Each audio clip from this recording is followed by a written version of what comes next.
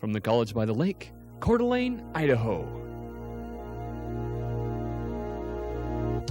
Local, regional, national, and international guests discussing the issues and topics affecting the way you live are on Forum, the North Idaho College Public Forum, with your host and moderator, political scientist Tony Stewart. I welcome each of you to a series that's going to be called Great Decisions 1997. We're so fortunate, and we thank Whitworth College, and particularly the Division or Department of Social Sciences and Political Studies for this series. That institution is known for its excellent series each year, and that was the title for this particular year. We're going to have guests on each of these programs dealing with some aspect of questions, and in many cases international issues. On the first program, I'm very pleased to welcome Dr. Richard Schatz. He is a professor of economics at Whitworth College in Spokane, Washington. He is also a man who holds a PhD degree in that field from the University of Hawaii. Our guest is a former officer in the Asian Development Bank, and our guest also recently returned from Bangladesh, where he evaluated several development projects. Dr. Schatz, it's a great pleasure to have you here, and before we did the program, I've had some time to talk with you, and you're most articulate, and we're excited about the topic today.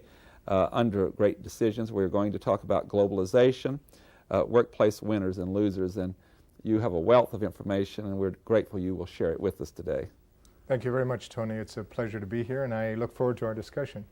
And as always, I'm pleased to have regular panelist Steve Schenck, who is the Dean of College Relations and Development at North Idaho College, and Steve will commence today's questioning with our guests. Thank you, Tony. Dr. Schatz, I wonder if we could take just a few minutes and maybe create something of a backdrop for today's discussions. And I was hoping that you might be able to take this question, and I'm going to paraphrase it if I may. It helps me a little bit, maybe it'll help the audience. I think what we're talking about is the emergence of a world economy, and particularly about the effect of that phenomenon on workers. How, in terms of that topic, how have things changed in the last 25 years? What's new today? Well, I think most of us, if we look at the neckties we're wearing and the jackets we're wearing and our shirts and our what we had for lunch, much of what we're consuming as buyers, much of what we're consuming in America is imported. If you go back a little longer than 25 years, if you go back to the late 50s and 60s, about 1 in 20 jobs in America, and therefore about 5% of our total production, went for export, and approximately, therefore, we use those export dollars to import goods. That exports as a proportion of our gross domestic product, or a proportion of our total production, is up to about 11 or 12% now. So about approximately 1 in 9 jobs in America is producing something for export. And in Washington State, the last figure I saw was something more like 1 in 6 jobs. And I think that that is a kind of numerical explanation, but I think when we look at, when you look at students in North Idaho College when they finish here, or my students at Whitworth College, the places they're getting jobs are places like Microsoft or Boeing Corporation or Keytronics or the Apple industry in the Wenatchee and Yakima area, and these industries have now have become dominated by their export markets. They are principally export industries, and that is a kind of landscape that we didn't have when you and I were in college some years ago. Well, and I'm going to focus my question a little bit more now, if I may, but keep the same theme. Given that change, what has changed for workers in this country and around the world? Well, quite a lot has changed. The growth in jobs in the last 20 years, and the industries that have grown have been, in America, have been industries that are export-oriented. And the shrinkage of jobs, the industries that have shrunk, are those industries that were trying to compete with imports. The garment makers, the garment making industry in America, the footwear industry, basically nobody buys their tennis shoes made in America anymore. They buy them made in Korea or in Taiwan or now in Vietnam. On the other hand, Vietnamese and Indonesians and Chinese are buying software from Microsoft, or as you probably have read, Boeing's biggest single customer is China. And so we've developed jobs in the export industries. We've lost jobs in the import substituting industries. Thank you.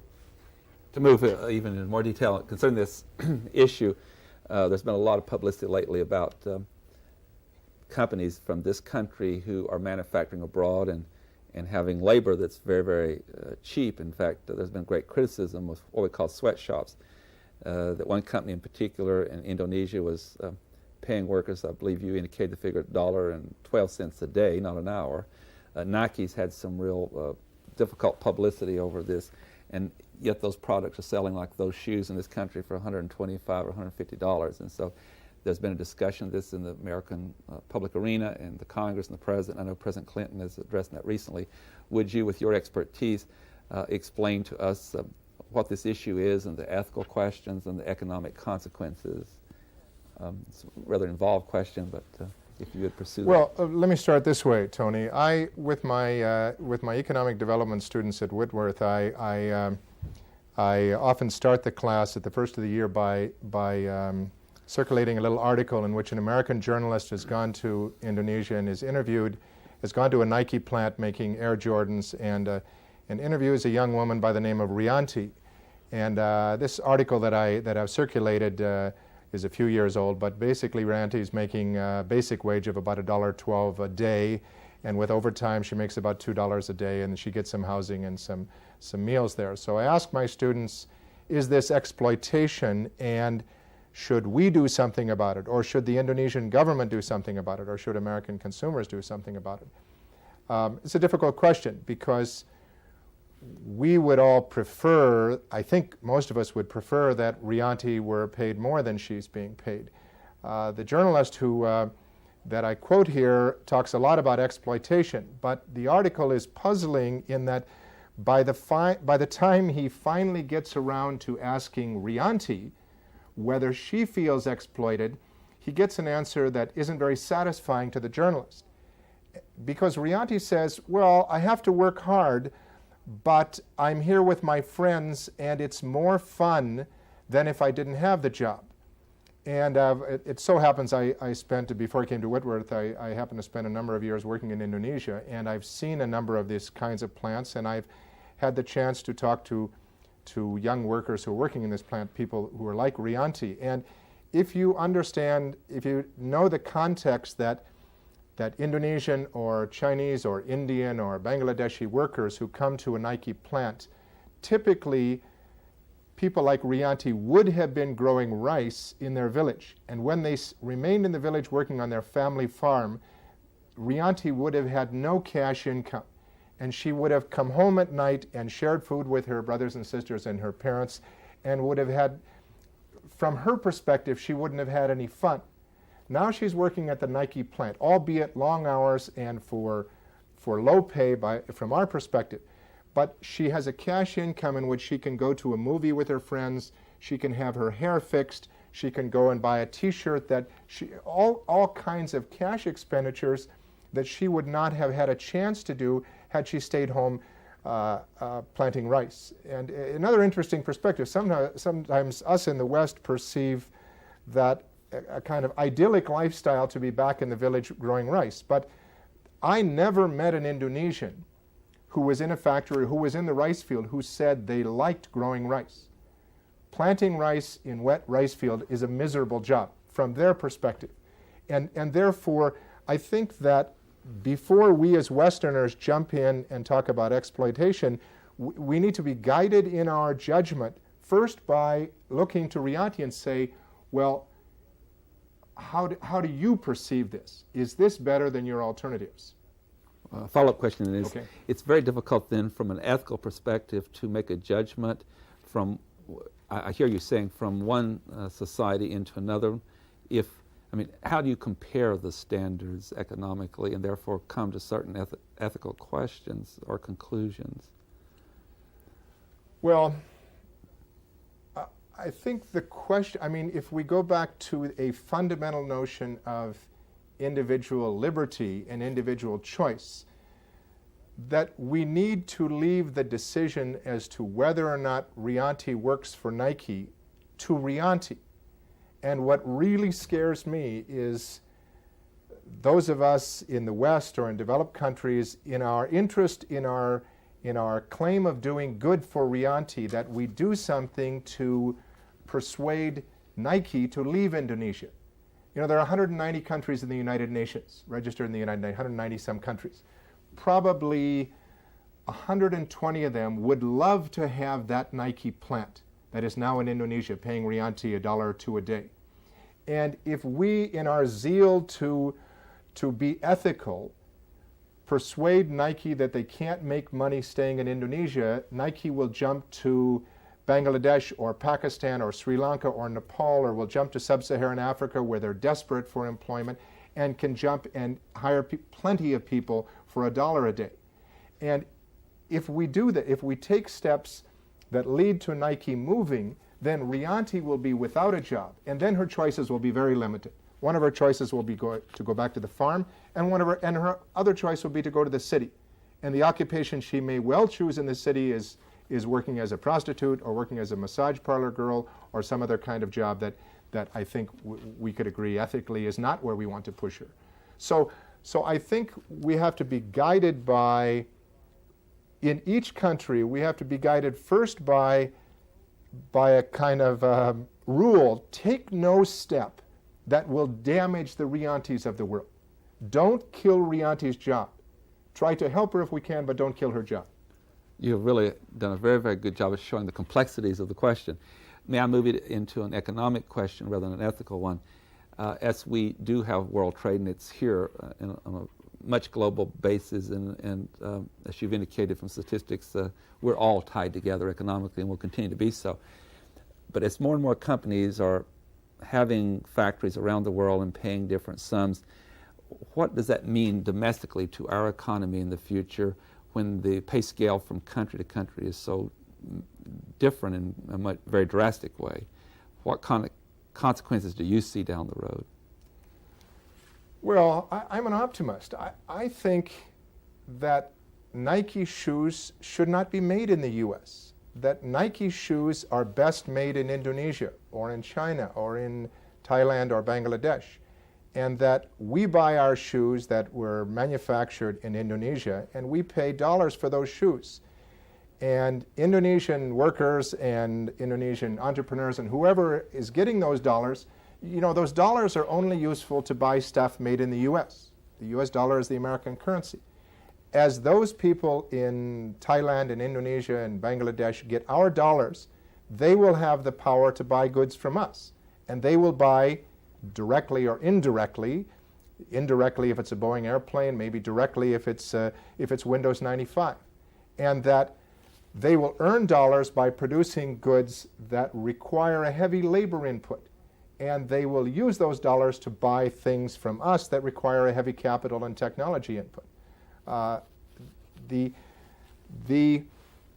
In the whole debate over NAFTA a few years ago, there was much talk about the loss of a broom factory in Arkansas, if you may recall, Arkansas or Alabama, a broom factory that hired 50 or 100 workers when it was paying these workers in Arkansas $4.50 an hour.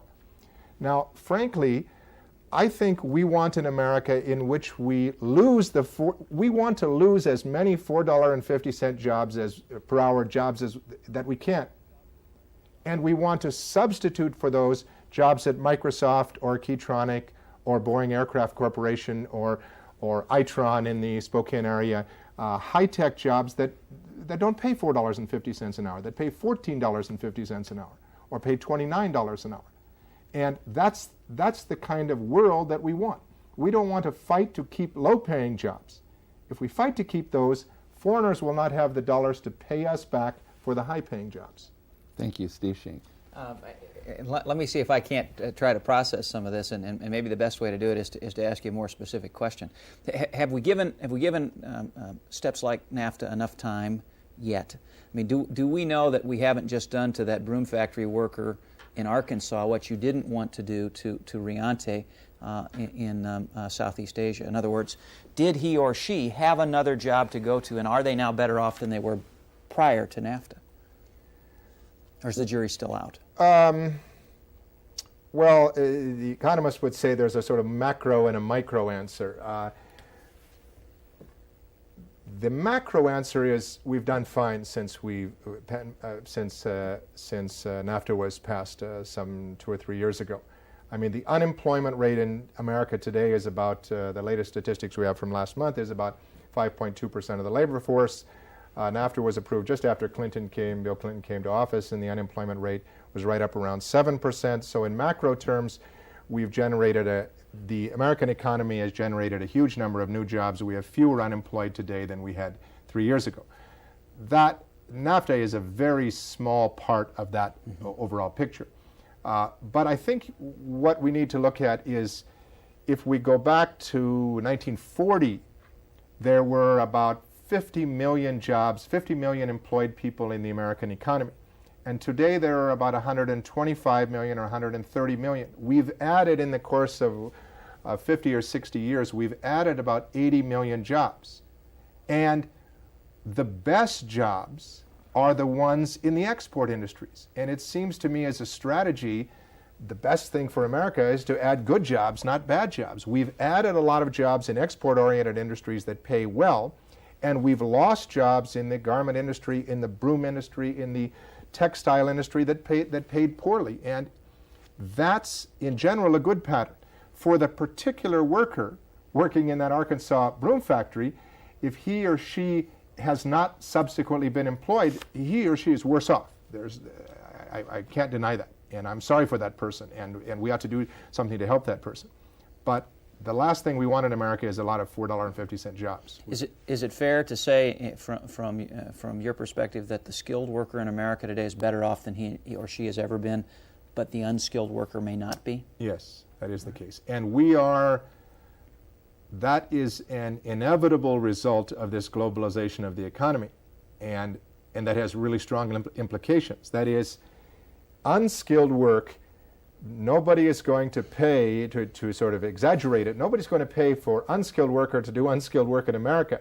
Is going to pay that $5 an hour to do that work in America, when you can go to Indonesia or China and get somebody to do it for 30 or 40 cents an hour.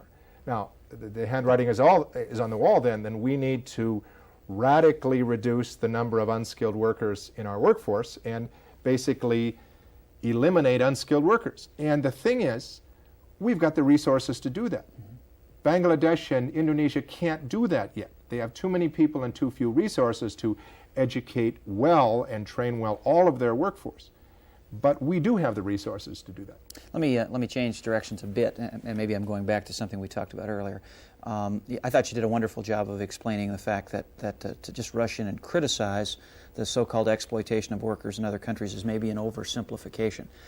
Before the show, we talked about the fact that the administration may be considering a sort of a stamp of approval that it would give to countries or to companies, saying that they are free from employing sweatshop tactics in their foreign plants. Is the administration about to oversimplify, or is that initiative a good thing? Well, this is the initiative that President Clinton has come up with on the basis of from what I understand it, a group of industry representatives and labor union representatives and non-government organizations in the third world representing workforces there, trying to represent workforces there. And basically it will give this no sweatshop stamp of approval on garments or footwear that are marketed in the U.S. that follow certain guidelines. The guidelines, the way I read them, will not lead Rianti to losing her job. Okay. And therefore, I think it's a win-win situation. I think Kathy Lee Gifford and Nike will be very pleased to be able to stamp that on their shoes and on their Walmart garments that this was not produced in a sweatshop.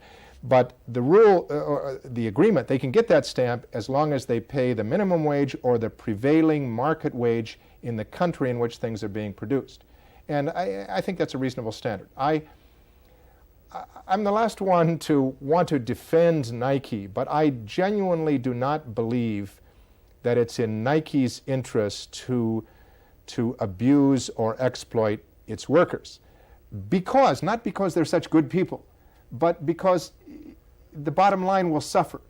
That Nike is very much into, as we know with the swoosh that they have on everything, is very much into image. And it's not good for Nike's image when the report came out, as it did 2 weeks ago, that at a Nike shoe plant in Vietnam, women workers were being abused. Subsequent news reports is the factory manager. The factory was not owned by Nike. Nike typically doesn't own the factory in the third world country. It contracts with a local firm or another foreign firm. In this case, in Vietnam, the firm was a Taiwanese firm that owned the factory in Vietnam. Nike contracted with that supplier, but it's not in their interest to abuse their labor, because that's not in their profit-making interest. I'm not suggesting that it's out of a moral imperative that they're doing those things, and therefore I think this kind of proposed legislation can probably do some good. Although I think we're probably fooling ourselves if we think this will have an enormous impact on a large number of workers in the third world. Thank you.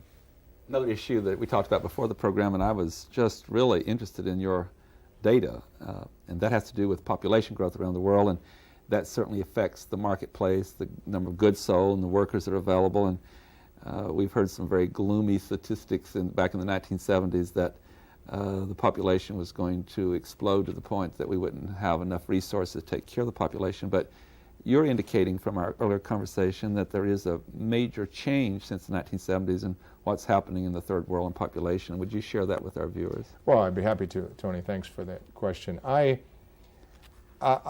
I talk to my my economic development students, I suggest to them that probably the single most, sounds really huge, but the single most important phenomenon that has occurred in the last third of the 20th century worldwide is the collapse of the population explosion. Now, that's a big statement, but the studies that were done by demographers in the 60s and 70s, at a time when the third world populations were typically growing at about 3% a year, suggested that our world, certainly in the next 30 or 40, 50 years, was going to be inundated with people. And amazingly, and really quite unpredictably, if we look at what the so-called experts were writing some 25 years ago, that populations in the major population centers of the world, that population growth rates have come crashing down. One number I use with my students frequently that focuses is the concept, the number total fertility rate. Total fertility rate is the number of live births that a woman in a country like India, for example, that an Indian woman will have, an Indian woman who lives to the age of 45, the number of live births that she will, on average, that the average Indian woman will have. And in 1970, the total fertility rate in India was slightly over 6. That is, the typical Indian woman had 6 babies. By 1994, that number is down to about 3.5 or 3.3 and is dropping rapidly. Now, that is startling because all the evidence we have suggests that Indian women for thousands of years, maybe tens of thousands of years, have been having 6 or 7 children. If they lived to their full, through their childbearing years, they had 6 or 7 children. And in one generation, it dropped from 6 to close to 3. The pattern is similar in China, again, the 2 largest countries in the world. The total fertility rate is down at about 2.8 in China, and it's dropping rapidly toward 2, which is or actually 2.1, which is the zero population growth statistic. And that pattern, particularly in Asia, is really startling and particularly important since Asia has about 60% of the world's population.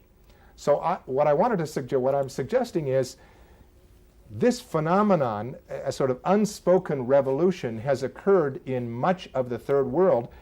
This collapse of the population explosion is probably the single most important event in the latter part of this century. Also in Africa, we hear of an increased population, but on a density basis, it's not what I'll sometimes share either. Is the African birth rates have not come down. Total fertility rates in sub-Saharan Africa remain around 6 or more, 6 or 7 in most sub-Saharan African countries. Now, that's alarming. It's not quite as alarming when we look at the situation in 1995. Sub-Saharan Africa is a big place. It has a lot of resources, and it remains relatively lowly populated, densely populated, in comparison to Asia. So if the transition in Africa is just delayed, and if that transition from 6 or 7 total fertility rate of 6 or 7 babies per woman drops to 2 to 3 or 2.5 over the course of the next 20 years, then it's not as alarming. The fact of the matter is it hasn't dropped yet in Africa. Now, I think there are some good explanations as to why the population growth rate and fertility rates have dropped rapidly in Asia, and they haven't dropped yet in Africa. I do want to get that in before time's up, because you indicated something that was most fascinating, and that has to do with as an area develops, it does affect the population rate. And would you explain this? This is one of the causes that is believed for the drop in Asia. Well, we Westerners have often pursued the line of argument that if those people would just reduce their population growth rate, then they could develop, and they could grow faster, and they'd be richer. It turns out that the evidence of the last 25 years suggests that the line of connection goes the other way. That is, as countries develop and they get richer, and people like Rianti get jobs, that women choose to have fewer babies. And very interestingly, this is not a technological revolution. It's not because of it's not centrally because of the wider availability of birth control pills or vasectomies or condoms or IUDs. That's not the reason. All the studies seem to suggest the reason that fertility rates have dropped in developing countries that are developing, like India and China, is that increased resources were put into education for women. And as women moved from remaining in the household with no primary education and illiterate, as they became literate, as they reached a critical education level of about the 4th or 5th or 6th grade, women could read and write, and the opportunity then came for them to get a job, a cash-paying job. They were like Rianti. They left the village and went to work for Nike. And once women got a cash income, then the opportunity cost, to use an economic term, an opportunity cost for another baby becomes much higher. And I'm going to have to interrupt, but then, Okay. then they could use the birth control and so forth once they had that education and the job. Yes, that's right. Thank you so much. Our guest today has been Dr. Richard Schatz. You've been most informative. We really enjoyed the interview with you, and we hope you'll come back in the future. Ladies and gentlemen, this is the first week of a series on great decisions from Whitworth College and a number of their faculty, and we're very excited to bring you these, most of them on international issues. I would invite you to be with us again next week when we will continue this series. Until then, please have a good week. I am Tony Stewart.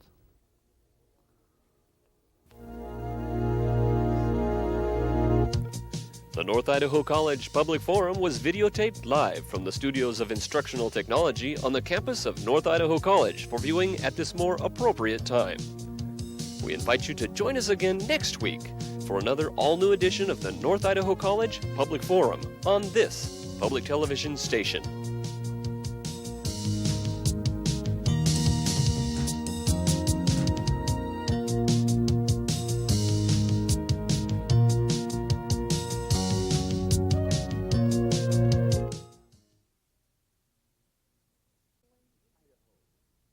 From the College by the Lake, Coeur d'Alene, Idaho. Local, regional, national, and international guests discussing the issues and topics affecting the way you live are on Forum, the North Idaho College Public Forum, with your host and moderator, political scientist, Tony Stewart. I'm so pleased to welcome you to part 2 of our series called Great Decisions 1997. This series is from Whitworth College in Spokane, Washington, and they've been very generous to provide their speakers on that series to our program here on the North Idaho College Public Forum. On program number 2 today, we're going to talk about Northeast Asia, strategic crossroads of 5 powers. We want to give special emphasis to the politics of China and Korea and the issue of Hong Kong. We're so fortunate to have a guest today that's highly qualified from Whitworth College to discuss this topic. I welcome to the program Dr. Dan Sanford. He is the director of the Whitworth College Institute for International Management. He is an expert on China, and that's one reason why we want to give emphasis to that today. Dr. Sanford travels frequently to Asia, and he has written 2 books on the relationship between trade and politics in Korea and Taiwan. Dr. Sanford holds a PhD in the field of political science from the University of Denver. Dr. Sanford, you're a busy person. We appreciate you taking time to come over to Coeur d'Alene and to be on our program, and we look forward to today's interview. Thank you. I'm glad to be here. And as always, I'm pleased to have regular panelist Steve Schenck, who is the Dean of College Relations and Development at North Idaho College, and we shall ask Steve to commence today's questioning on this topic. Thank you, Tony. Dr. Sanford, I'm going to apologize in advance because I'm giving you a tough starting question, but I hope it will sort of set the stage for further discussions. We're going to focus on China and North and South Korea, but we mentioned in the introduction, Tony did Crossroads of 5 powers in Asia. Could you tell us what those powers are, and maybe just give us just a brief thumbnail description of some of the major political forces at work in each of those countries? China, of course, would be the central power. And we can begin with China. And of course, there are pivotal events going on in each one of these countries. In China, former Premier Deng Xiaoping has passed away earlier this year, and we have leadership trying to secure its position, and so we're watching that event very closely. In the area of North Korea, of course, there have been some dramatic events, serious depression of the North Korean economy, a lot of questions about the leadership and whether Kim Jong-il, the current so-called leader, will finally secure his position and be clearly declared the leader of the country. That country is, of course, at the same time facing a lot of crisis with food shortage and a lot of lack of morale among top leadership. To the north of North Korea, of course, Russia, which has had to move back over the last decade a bit from its interests in the Far East, but has been very interested in what it can do to participate in the economic dynamics of the Northeast Asian region. And so Russia has increased its interest in South Korea, its interest in getting investments from the Japanese and expanding trade with China. With regard to Japan, of course, they continue to be concerned about stability on the Korean Peninsula. And like the United States, the 5th power, the Japanese are very much concerned about whether or not there needs to be a regional security organization for this area, whether for the long run they can rely on the United States position to secure the Korean Peninsula and, if need be, to contain China. So that's sort of a look at this issue, and while we're looking at Northeast Asia, we would also include the questions of Taiwan and Hong Kong. And several years ago, as Taiwan was in the process of electing a new president, as you know, there was a lot of tension in the Taiwan Straits. The nationalist government in the mainland was interested in intimidating Taiwan to prevent any candidate who would declare Taiwan independence from coming to a successful position in Taiwan. Now our attention has shifted because Hong Kong will return to the government of Beijing, of the People's Republic of China, on July 1st. And a lot of people are wondering what will be the future of its political condition, whether or not China will follow the rules that have been laid down, and what kinds of potential crisis or risk to business or to human rights might be entailed in the Hong Kong situation. So we have a lot of interesting pivotal events in this area. I was immediately interested by your answer to my first question when you listed China as the preeminent player in the region. So I have sort of a two-part follow-up question. And one is, would you have listed them in that same position 10 or 15 years ago? And related to that question, I hope, is that in part due to Japanese reluctance to play a large political role, not economic role, but a large political role in the region? Yes, it is related to Japan's reluctance to be active in foreign affairs. And no one knows how long the Japanese will continue to be reticent to be active.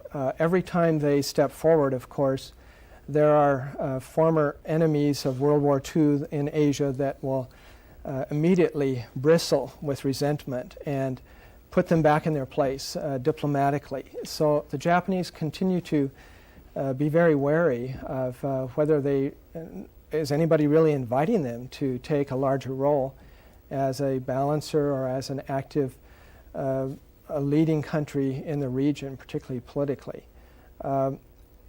Indeed, China looks very important to us today because of the dramatic economic changes over the last 15 years.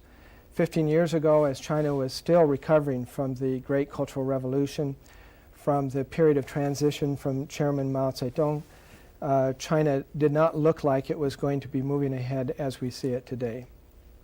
With the economic reforms of Deng Xiaoping, followed up with, in the early 90s, of his declarations that all of China should consider following the example of the free enterprise areas of Shenzhen, China truly has taken off in many respects and amazed the economists. We know that they can't maintain those growth rates forever, but still many people are projecting China's total economy to surpass that of the United States by sometime in the next 10 years. And with this kind of an economy, with the size of its population, and with its rapidly developing armed forces, there is a lot of attention in the Asian area to China and what it will be able to do, what its potential is, and whether they will use this potential for enhancing the prosperity of the region or whether it will result in more conflict. An area that you are very interested in discussing, and certainly is most pertinent to the foreign policy of the United States, that is what our relationship should be, particularly addressing Korea and the People's Republic of China. And we use terms to indicate in this debate whether we should have engagement and deep involvement politically and in economic circles, or should we have non-engagement. And I believe your position is not the same for Korea and China. Would you explain what you would recommend and why? Right, that term engagement has a different meaning for Korea and China. In the case of Korea, engagement means will we continue to maintain our military forces there, and do we want to continue to be concerned about the stability of that region of the peninsula? I must comment on the side that the whole area of Northeast Asia is extremely important to the United States. The Great Decision materials that our students read pose the question, should the U.S. consider really backing out of this whole region in terms of its military profile, which to me is an unthinkable question, but I'm sure there are people in Washington who are considering it, but it simply does not seem to make sense at this point to rock the boat, to change our current position. And I haven't seen a lot of data which suggests that this is an unaffordable cost for us. But engagement then in the Korean Peninsula means to continue to keep a watchful eye on North Korea. And one thing to note is that this is not because North Korea, obviously not because North Korea's armed forces are more dangerous than ever before. In one sense they are, in one sense they aren't, but they're not more powerful. No one in South Korea or the United States really at this time would believe that there would be a chance for North Korea to successfully destroy the South. But what we still worry about is because of their declining weakness, that there might be some irrational, bizarre last gasp effort to straighten things out and to see what could be possible. We always have to watch for the possibility that the North Koreans really haven't looked at themselves objectively and looked at the long-term result and cost of what a war effort would be. So in this case, engagement in Korea, meaning retaining our troops there, makes a lot of sense, and particularly with the very surprising and unpredictable events in North Korea. With regard to China, engagement means something a little different. This means retaining a rather soft diplomacy of encouraging trade, encouraging diplomatic visits, inviting and urging the Chinese to participate in the World Economic Community, to participate in world forums with the growing East Asian regional groups, the APEC, etc., and draw China slowly but surely into an understanding of the Western political value systems and encouraging modification through our continued involvement and contact. The opposite policy perspective is to stand tough, to see China as a potential menace to the region, to begin to formulate a policy of actual containment, and to be prepared for this kind of future that might take place with growing Chinese nationalism. And that's a perspective which I think would be a dangerous position for American policy makers to take today. If we elect the position of non-engagement or withdrawal, particularly in economic sphere with China, she is growing and she has a real major market that is available that can be an advantage for some country or countries. And if we don't do that, where would she look for that trade, or what countries would have the advantage? China doesn't even have to look. The foreign companies and countries that are interested in moving in wherever the United States might step out are always there. There are so many countries in Asia who simply have decided they're going to separate politics from economics, and wherever they have a chance to do business and do it successfully, they're going to move ahead, regardless of human rights issues, regardless of Chinese foreign affairs, whether they're intimidating Taiwan through military activities in the Taiwan Straits. Regardless of that, there are simply too many countries who have decided they're happy to let the United States pay the cost of promoting and making a stand for some of these issues, and they don't have to pay those costs. They can reap the rewards of doing business on a practical basis. So China's in a very good position in a sense today. They had to scramble a bit more back in 1989 during the Tiananmen crisis, when lots of countries were beginning to question China. But today they're sitting very fine, and there's a lot of companies and countries who are very optimistic and positive about continuing their trade with China. Steve Sheen. I was a little bit surprised that, if I am correctly informed, that the Chinese moved so quickly to announce some of the restrictions that they have on human rights in Hong Kong. Is that a practical example of what you were just discussing, the fact that the United States really does stand alone in terms of enforcing human rights around the globe? It is a good example. I think we see two phenomena going on in Asia by other countries. One is that they would prefer to ignore this so they can conduct business. The other is that they're a little bit afraid to stand up to China for fear that this will be a mark against them in some future development of relations. So the U.S. does seem to be truly standing alone, and we even have people in Hong Kong who have come to the United States. I just recently had a chance to hear a millionaire tycoon speaking to the Washington-China Relations Council, Mr. Ronnie Chen, who said, we business people don't want Hong Kong made political. We want the United States not to be concerned about our political condition. We want this to be a society where politics don't matter. From my perspective, somewhat naive, but you get that view from many business people in Hong Kong. So we're not even getting a lot of help from the Hong Kong people in terms of this interest to preserve some of the freedoms of speech and other rights that they may have had previously under the British.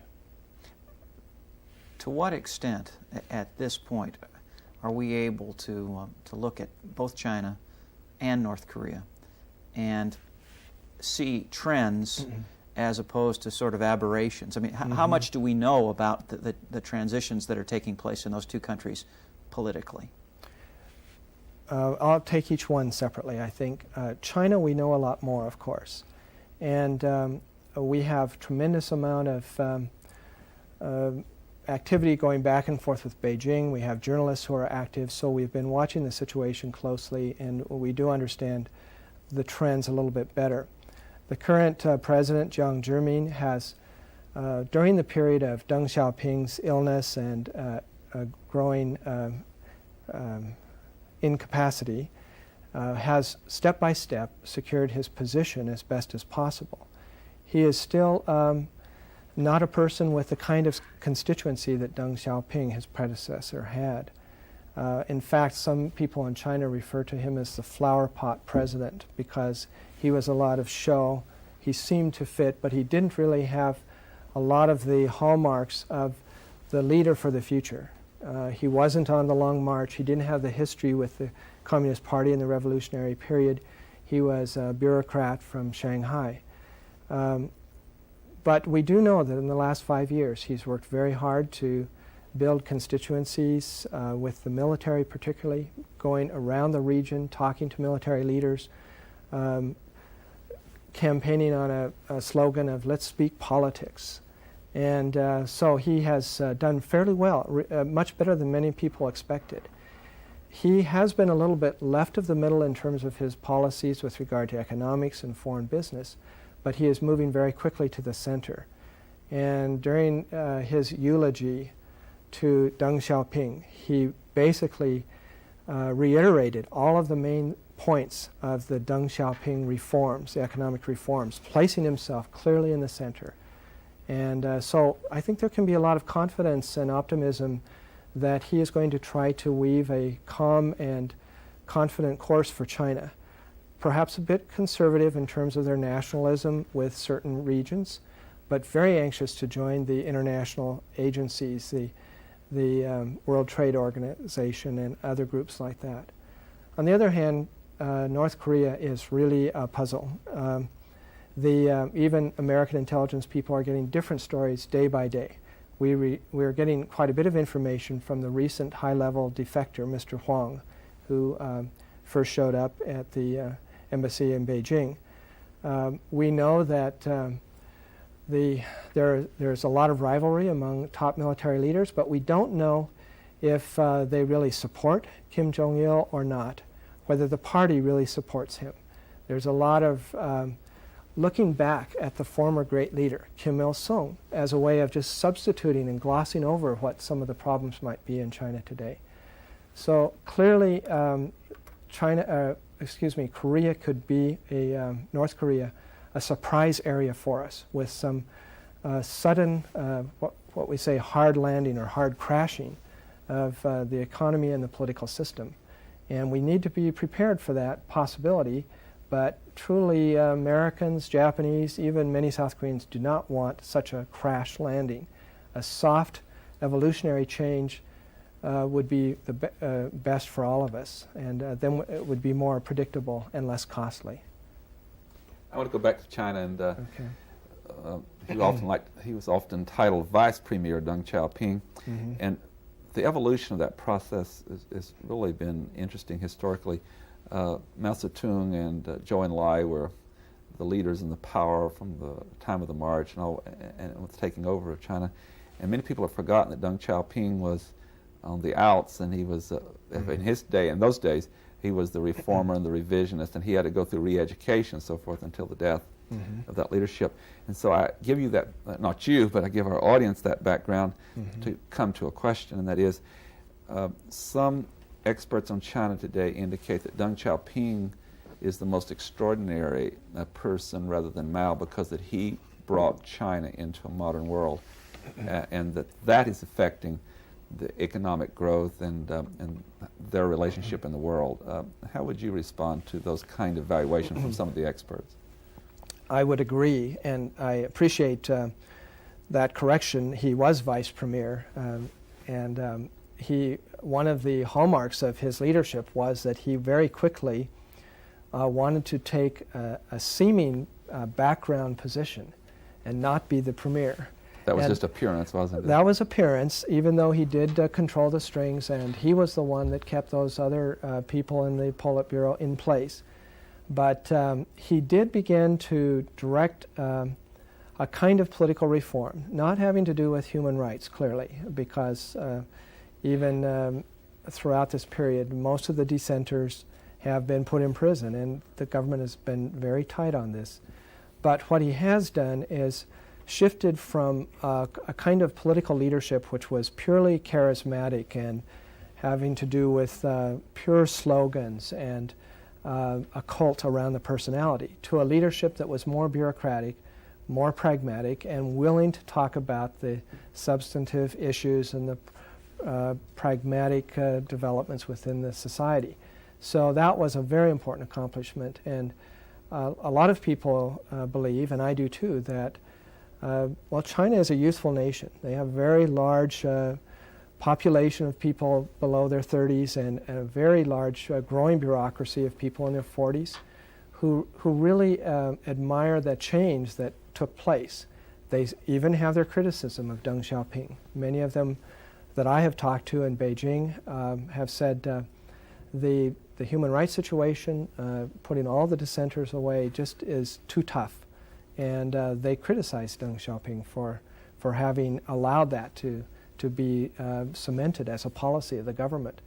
But on the other hand, everyone is terribly pleased with the prosperity, with the reform in the economy that has allowed so much wealth to develop, even though there are, of course, still many hurdles to overcome in the economy. But was he much more interested in economic trade and ties with other parts of the world, that he was less isolationist, and is that correct? And secondly, was he interested in experimenting with some aspects of private enterprise, although certainly the communist system, we know it was based on another concept, but was he moved, as he moved China before his death in that direction?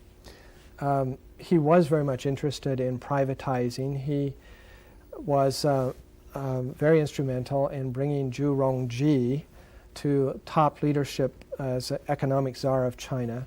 And Zhu probably worked the details of this economic reform in a much more professional and maybe I could say understanding way than Deng Xiaoping. Deng Xiaoping was not a master of economics. You have to understand that. But he did give sanction to Zhu Rongji to take these steps to allow a dramatic increase in privatization to the point where we may be getting close to about the 50-50 point that 50% of China's economy is private now and 50% state industry. This is really a remarkable change, and during this period of time, the last 10 or 15 years, it is stated that approximately 250 million Chinese have moved from the level of poverty to above the poverty level. Now, you see, that's close to the population of the entire United States. So that is really an achievement. Some people say the most dramatic economic change for a large group of people that the world has seen in the 20th century. And Deng Xiaoping was really the author of that. So, I oftentimes use the word so-called experts because it's oftentimes difficult to be an expert. The experts on the Soviet Union did not really see how rapidly the change was coming in the Soviet Union, and actually the collapse of that country and communism. Is it possible that, although you have some really interesting statistics on this change in economics, is it possible that China too is going to have a dramatic change? I don't mean by that the collapse of the country like the Soviet Union, but is communism, because of this mixed economy, could it be on its way out in China also? That's a complicated question, because actually communism is on its way out in reality. The party must cling to the ideology because this is a source of their legitimacy, but there is only a small faction who conservatively would say, we're in trouble here. This privatization is really going to be the death of socialism and Marxism. It's only a small group that seem to be truly worried about that. The others, I suspect, in the back of their minds, know that their society is no longer truly much of a communist society. And so it has already made that transition. And most everybody is simply pursuing their prosperity the way they can through the opportunities of private entrepreneurship. And the entrepreneur is the fashionable person in China today. China has had the fortune of seeing what happened in Russia and the former Soviet Union and avoiding some of those mistakes. They have been able to learn from the setbacks that Russia has had economically. Whether this would require some analysis, but a lot of people say they learned, for one thing, that the country could not undergo both a rapid economic change and a rapid political change. Take one at a time. And this may have been partly a mistake that Russia policy leaders didn't choose to do so, but it just happened in Russia. And China then decided they weren't going to allow this dramatic political change to occur. But many of them believe there has to be a gradual change, although they would resist Vice President Al Gore saying that with economic wealth there has to be a change in the political system. But they may know that that's what will happen. And they're just taking it one step at a time That's correct. and let it just happen without pronouncing that. That's right. That's right. Well, this conversation with you has been very fascinating, and on behalf of Steve Shink, our panelists, and our staff, Dr. Sanford, we are very appreciative of your time on a part of the world that is intriguing, and like our previous guest from Whitworth, we hope you'll come back at some future time and share all this expertise and knowledge you have on a number of subjects, and we are grateful to you to come to Coeur d'Alene today to address this, and we congratulate Whitworth College on this very fine series of Great Decisions 97. Thank you for having me here.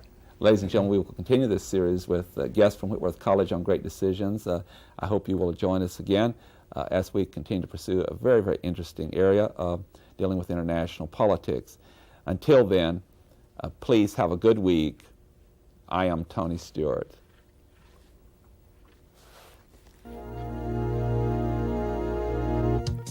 The North Idaho College Public Forum was videotaped live from the studios of Instructional Technology on the campus of North Idaho College for viewing at this more appropriate time. We invite you to join us again next week for another all-new edition of the North Idaho College Public Forum on this public television station.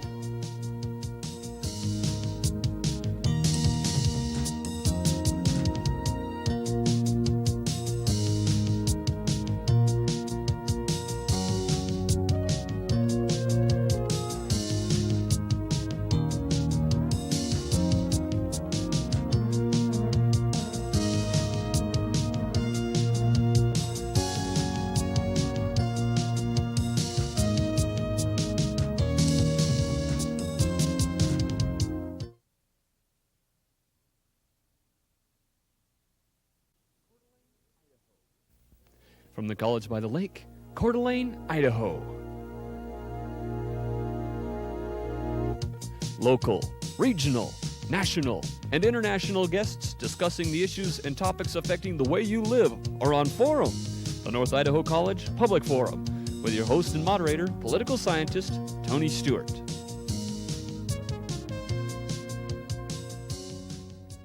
It is our pleasure to bring you this series in cooperation with Whitworth College in Spokane, Washington. The college in the city of Spokane has been dealing with a series called Great Decisions 97.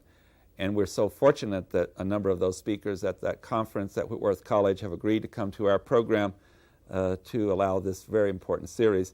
Today we welcome to the program Dr. Rob Wilson. His topic is Terrorism and Crime, a More Dangerous World. Our guest today has a very distinguished and qualified background to discuss the subject that I have just named for you. He is a former officer in the United States Air Force, and he directed legal offices in Europe, the Middle East, and in Africa. He also worked as the Air Force liaison with the Congress of the United States and served as a professor at the United States Air Force Academy. Dr. Wilson now teaches political science at Whitworth College in Spokane, Washington. Dr. Wilson, your colleagues have been here in the past weeks, and we've had just a wonderful time talking about very important subjects internationally, and we're very thrilled that you will come and also that your college has done this series. And thank you for being here today. Thanks for the invitation. We appreciate it also. As always, I'm very pleased to welcome our regular panelist, Steve Shink, who is the Dean of College Relations and Development at North Idaho College, and we shall ask Steve to commence today's questioning. Dr. Wilson, I wonder if you could tell us just a little bit about how it is you came to be interested in the issue of international terrorism. Sure. My introduction was very practical in a sense because I accepted a job while I was in the Air Force as an attorney working in the Middle East. And of course, terrorism and the Middle East have been sort of synonymous terms for the 30, 40 years, I suppose. And so in the 2.5 years I spent in that position, I had a practical introduction through incidents to terrorism and, of course, education along the way. But more specifically, I then went to Europe to Flughafen Rhein-Main, and had no sooner gotten there than a car bomb went off outside my office. It killed a couple people and injured many more, and pretty much destroyed my offices. So all of a sudden the introduction was very real and very practical on something that I thought had been left behind. Let's move on if we can, and one of the things that I wanted to try to do to set the stage for our discussion was to ask you to tell me a little bit about how you would define terrorism. Defining terrorism becomes very political, very problematic. I think each group that is involved in some way with either terrorist activity or on the periphery of terrorism has their own definition. For instance, the Israeli government defines terrorism as any attack against civilians. The American government takes an approach of a very legalistic, it takes about 15 lines to go through a definition that is obviously one that can be used to prosecute people domestically in the United States. So everyone has a little bit different definition.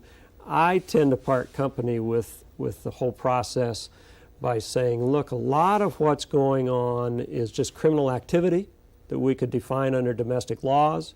A lot of it would be covered by actual warfare. I mean, we have many states that are involved in either civil wars or other types of conflicts, and this is just a carrying out of the process of fighting.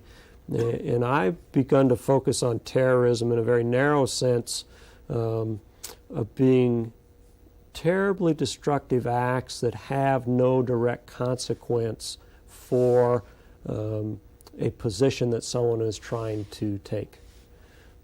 Traditionally, terrorism had been linked to ideology. A lot of terrorist activity, I suppose, still is. Again, if we work through the definition and try to figure out what it is we're talking about. But I think that once a terrorist or somebody that's participating in these acts loses the connection between their ideology and the result, then we have what I term as real terrorism. Because it doesn't make a lot of sense to anyone else. It is much harder to track. It's hard to decide how to build rules against it because we've lost that normal connection that people have as they conduct their affairs. If Tony will allow me one more question, I'm going to put you on the spot a little bit, and I hope this isn't, it's more of a memory thing, and it would make me a little bit nervous, but could you give us some high-profile examples of both, of one activity that you would call more criminal than terrorist activity, and then on the other side of something that meets that definition of yours, where ideology and action sort of part company? Well, almost any terrorist conduct is also criminal. I mean, it would be hard to find an act that killed people or caused a lot of destruction that wouldn't also fit under most domestic criminal statutes. Mm-hmm. And in fact, much of what we see happening, bringing down airplanes or bombing the federal building, also has a connection between someone's ideology, a fight against the government, and the consequence that they perpetrate. Every once in a while, though, we get into a situation where people totally cross the line, and I suppose you have to go inside the terrorist groups and begin dealing with individual personalities to see that clearly. I began with the Baader-Meinhof gang, because they were the people that bombed my office in Germany. And so I became very interested in studying Ulrike Meinhof and Andreas Baader. And there had been a lot written about them, so they were easy people to discuss. Ulrike Meinhof started as a Christian pacifist, a leftist in ideology, but over the course of 10 or 15 years, through a series of personal events and tragedies in her own life, both physical ailments and psychological issues that came up and personal issues of divorce and things like that, she progressed from this ideological position where what she was doing was very clearly connected to an end result, to being a person who ended up being indicted for 5 murders, numerous bombings, who didn't seem to care if she killed human beings, and didn't seem to care whether the act she perpetrated really effectively resulted in furthering her position. So she would be, I guess, a partial description of that. Andreas Baader was probably over the line and just doing criminal acts for fun almost from the beginning. He was not ideological as she was. Thank you. I'd like to follow up on Steve's question, and we do hear a lot in the media about these acts, and they're tragic and there are lives that are lost, but you have been most articulate in defining from your definition that every time we hear of these particular activities, you would certainly call them crimes, but some of them you'd put under the terrorist label and some would not. You discussed that. Could you give us some insight to globally where terrorists are most likely to be active versus where they are doing many different kinds of domestic crimes? I think I hear you saying that when you deal with terrorists, they're also more likely to operate internationally and cross borders. Well, and I think that's all changing now. Is it? Certainly in the United States, there's probably much more fear of terrorist activity domestically than maybe international. That's hard to gauge. When you deal with an open society, an open democracy like the United States, the bottom line is there's nothing we could effectively do to stop this sort of conduct. But we're seeing a growth in domestic activity in the U.S. in particular. With no connection internationally. It doesn't seem to have any international connection. Maybe Japan would be another example, the Aum Shinrikyo cult that dropped sarin gas in the subway because they were a doomsday cult. And so nobody internationally was tracking Aum Shinrikyo, even though they're a multi-million-dollar organization with thousands of members, had uranium mines in Australia, had bank accounts in Russia, had high-tech organizations in the United States. Nobody was even tracking them because there didn't seem to be any connection to their ideology and possible terrorist activity or really bad conduct. I keep hesitating to call it terrorist activity because I still don't quite know how to define that sometimes. But Aum Shinrikyo released poisonous gases about 7 times in Japan before anybody could ever figure out who was doing it. We've seen the Unabomber in the United States, which had sort of a vague description about technology that he was working with, didn't like the growth of technology, and therefore was targeting university professors or other people dealing with that, operating in isolation, and very hard to build a connection between how his mind was working, what he was trying to accomplish, and the results of bombs going off in people's hands.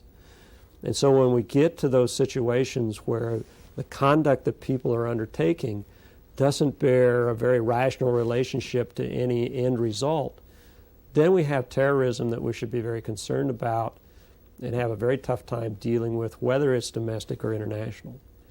And I guess where I eventually go in this discussion is as we look at the availability of weaponry that exists in the world today, whether it's biological agents or chemical agents, or nuclear agents, and I don't mean atomic bombs that people are going to carry around or deliver by Ryder-Renner truck, but just like cesium, highly radioactive particles, which you may couple with a conventional kind of bomb to make the results much more disastrous.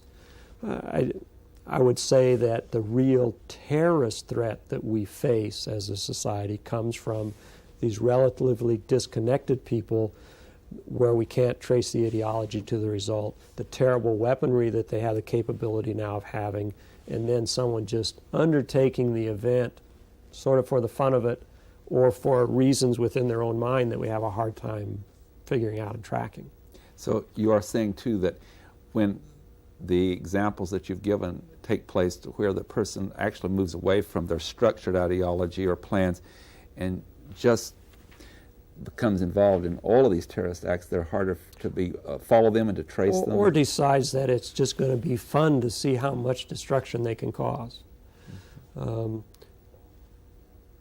Back when we were fighting the ideological battles of the Cold War, it was probably easier to trace groups that had the ideological fundamentals that were anti-Western or anti-U.S., and begin to try to track them, decide who they're going to attack and why and when. and do something about it. If you have someone living in Montana in the woods with no other particular connections to a mainstream ideology, he's going to be hard to find. Are the number of individuals and groups that are doing this, are they on the increase, and therefore we have a much more dangerous threat in the future? I don't know. It's hard to tell. I don't know. Because again, certainly the capability for some very dangerous conduct is there, but I don't want to be a doomsayer. No, you know. I suppose you already answered the question when you said they're hard to trace and know. And so. Steve Shink. The United States, Dr. Wilson, has been relatively free of that kind of terrorist activity, especially international terrorist activity. The recent examples, with the exception of the New York City bombing, the World Trade Center bombing, had apparently no link to any international groups. Do you see that as a protection we've enjoyed and can't count on in the future? We've enjoyed a protection partly from our isolation. We have big oceans to cross to come to the United States. We have a fairly effective investigative arm that have probably done a lot of electronic surveillance that have uncovered plots. I mean, I think they've probably been fairly effective at closing some alternatives down before anything happened in the U.S. I think it becomes more and more difficult to control people who also have sophisticated means of communicating or traveling. Travel has become much easier. Communications have become easier.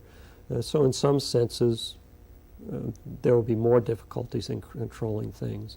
In another sense, it'll be easier.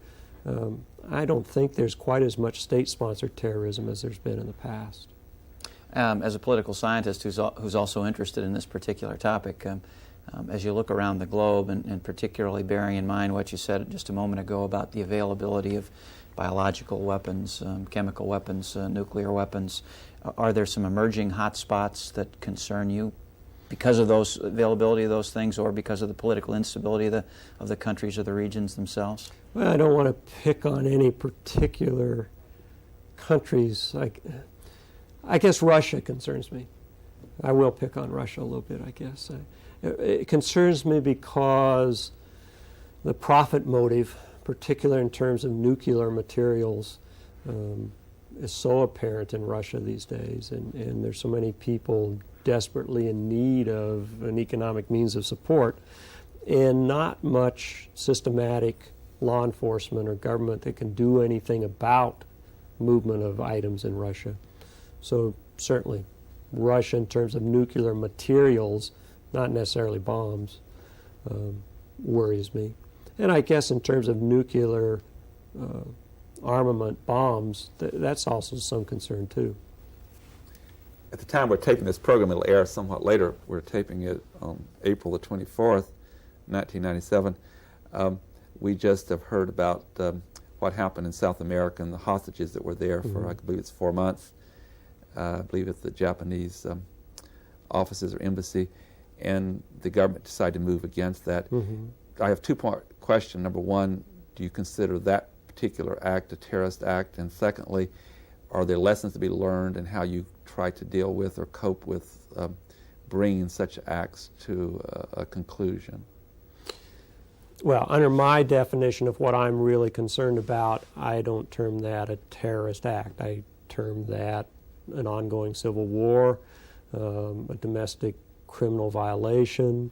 You could put it under any number of headings, but I don't necessarily term that a terrorist act like what I'm trying to describe we should be concerned about. These are events that take place in all societies. When powerless people need a means of making themselves heard and try to effectively change things, they resort to violence, criminal activity. If we label it terrorist, perhaps that's media coverage in part. I don't think anyone really sits down and tries to define what they're dealing with, but I don't necessarily term that terrorist activity. We do have a problem, and you've certainly addressed that, and the incredible these tragedies such as the Oklahoma City bombing, where all the people lost their lives. It was just and children and so many people, and all of them innocent. Our our government and other governments have to worry constantly about that happening again. Mm-hmm. From your expertise and both in a practitioner with the Air Force and now in the academic world, out of all those studies, do you have any kind of recommendations of how we try to prevent these kind of activities, or how we bring it to a successful legal conclusion? You know, there are so many procedures now. We're talking about the trial that's taking place at the time of the taping of this program concerning one of the defendants in the Oklahoma City bombing. Mm-hmm. A lot of procedures involved, a lot of technical things. Are we moving in the direction of being somewhat handicapped in dealing with this, or are you optimistic in how we can deal with it? I don't think we're handicapped in dealing with the criminal aspect of this any more than we are in any other case. You can discuss about the problems in the crime lab and how you prosecute this sort of event, but it's no more complicated than O.J. Simpson case was, or any murder case you might face, and certainly it has its peculiarities. But I think as an overall law enforcement issue, it's not much different than all sorts of other organized crime or criminal events we have in the country. And I think we have a fairly effective criminal justice system. Certainly isn't perfect, but I don't think it's going to deal with it much differently than any other case. So you're following the same procedures of evidence and all that you have. Sure. I mean, you're obviously dealing with scientific evidence to a great degree, and there's different procedures for that. But the forensics in this case will be typical of many other kinds of cases. Maybe this is not a fair question. Maybe you're not privy to this information, but are we learning in this country, as other countries, measures and methods where we might prevent? And I know that there's been stories about some cases have been prevented. They caught individuals prior to certain acts.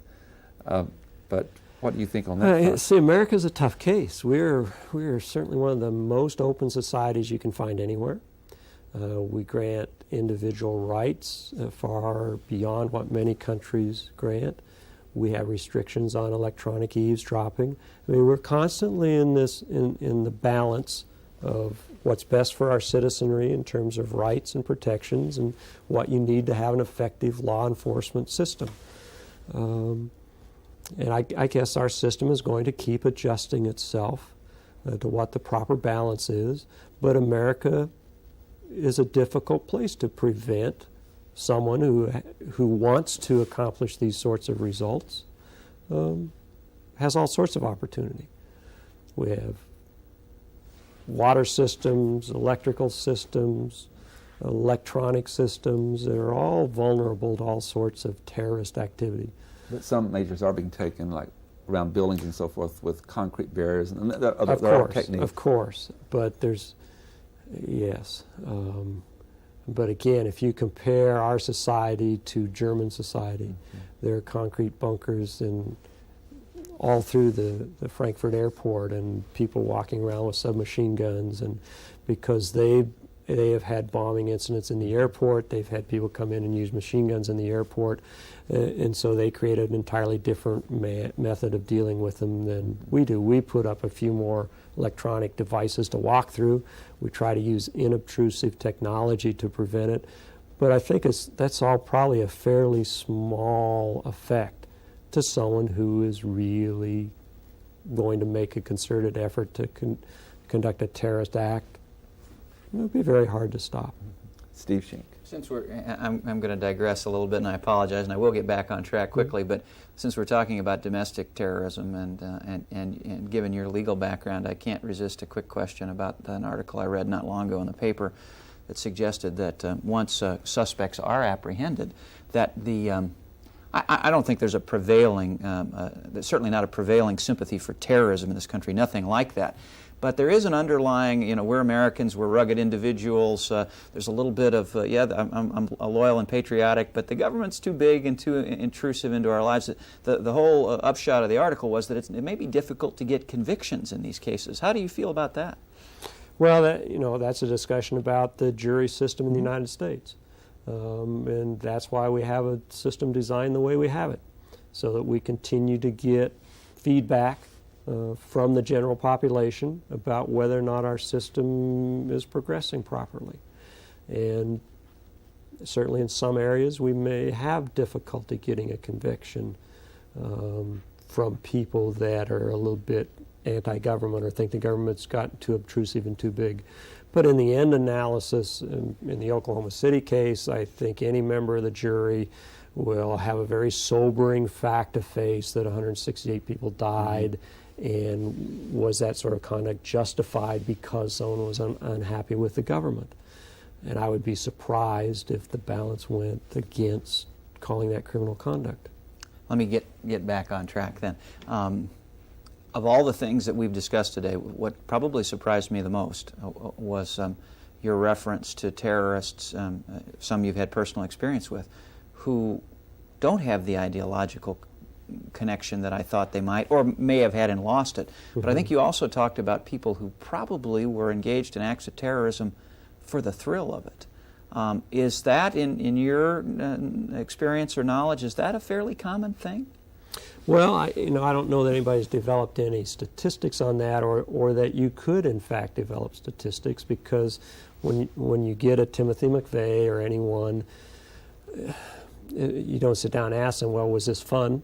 Did you do this because it was fun? On the other hand, as you trace someone like Ulrike Meinhof, you can see that her ideology certainly changed tremendously. She began to advocate the use of violence, and then she began to not care about whether violent methods accomplished the result that she had originally been seeking. Now, I don't know whether that's just for the thrill of it or the fun of it. I doubt it in her case, but she certainly lost contact. As we look at gang members in the United States, we've had any number of incidents where gang members in initiation rites have just done something, I guess, for the fun of it, in part, or to prove they could be a member of the gang. No particular ideology involved, just activity that also happens to be criminal.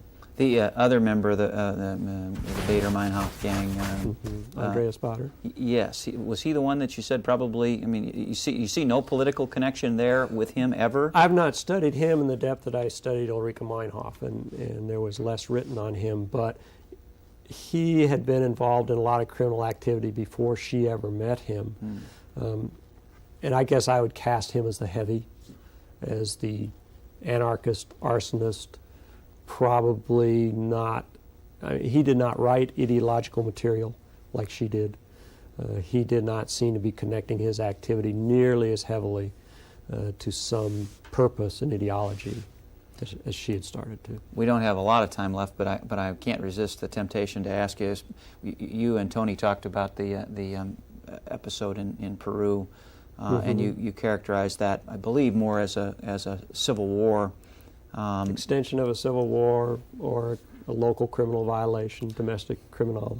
I kind of have to take you through a short list of a few other notable problem areas.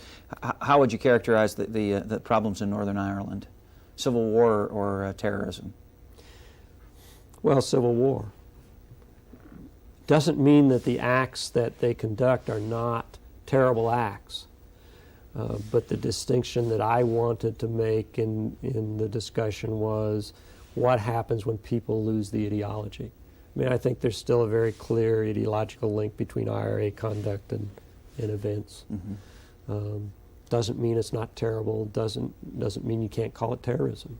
But the bottom line is there has been a long-term fight going on, war going on, and I view it more as a civil war. Do you feel pretty much the same way about the problems in the Middle East? Yes. Can you think of some other example? I know this is, again, I'm putting you on the spot, but some other example where you'd say, this is, in my view, pure terrorism. Does anything come to mind when I ask that question? Because most of the conflicts that I can think of, I suppose you don't have two governments opposed to one another, but oftentimes they're unrecognized political groups or groups that have some nationalistic or political aim involved with them. And it's easier for me to come up with lots of examples that I think are the whole construction is probably a continuum where I would put pure, like a murder, that happens every day in the United States versus unrelated activity that I've tried to define as terrorism. And as you put all the civil wars and all the conflicts, and then you run a whole spectrum of activity that would fall somewhere on that continuum. On that note, I have to bring the permanent conclusion. Dr. Rob Wilson, thank you for being with us today. We appreciate it very much. Ladies and gentlemen, our guest has been Dr. Wilson, a political scientist at Whitworth College, discussing terrorism and crime, a more dangerous world. I hope you'll be with us again next week when we'll discuss yet another issue. Until then, please have a good week. I am Tony Stewart.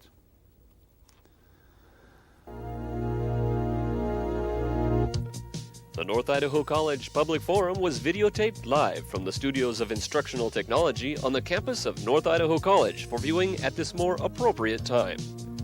We invite you to join us again next week for another all-new edition of the North Idaho College Public Forum on this public television station.